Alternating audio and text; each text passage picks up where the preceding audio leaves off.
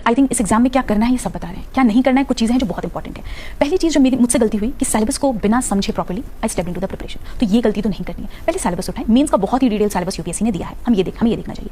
उससे ये पता चलता है क्या पढ़ना है। अब आता है सवाल कितना पढ़ना है। जैसे अगर मैं एग्जांपल दूं, पॉलिटी में फंडामेंटल राइट्स एक टॉपिक है, फंडामेंटल राइट्स पे एक बुक भी हो सकती है, आप एक आर्टिकल पे एक बुक लिख सकते हैं। तो हमें कितना रिक्वायरमेंट है उसके लिए प्रीवियस ईयर क्वेश्चंस देखो। तो सिलेबस बताता है क्या पढ़ना है, प्रीवियस ईयर क्वेश्चन बताते हैं कितना पढ़ना है, कितना रिक्वायरमेंट है। ये दो चीज़ों के बाद तीसरी चीज़ आती है बेसिक्स, एंड बेसिक्स के लिए आई थिंक एनसीईआरटी से बेहतर कुछ नहीं है। अब मैं ये बिल्कुल नहीं कहती कि 6 से 12 की सारी एनसीईआरटी पढ़नी, कुछ स्पेसिफिक कुछ बेसिक्स हैं जिनको आपको रेफर करना है, बहुत ही limited number of standard books. क्योंकि आई थिंक एक मुझसे जो गलती हुई कि वो मैं बहुत सोर्सेस को रेफर करती थी। अब जिस सब्जेक्ट से डर लग रहा है, जैसे हिस्ट्री वीक है तो हिस्ट्री के लिए मैंने कम से कम 10 किताबें पढ़ ली हैं, आप उसको कंसोलिडेट नहीं कर पाओगे, आप उसको रिवाइज नहीं कर पाओगे, तो अल्टीमेटली उस नॉलेज का कोई यूज नहीं है। तो ये भी मैं कहूँगी कि बहुत ही मिनिमम बुक लिस्ट रखो।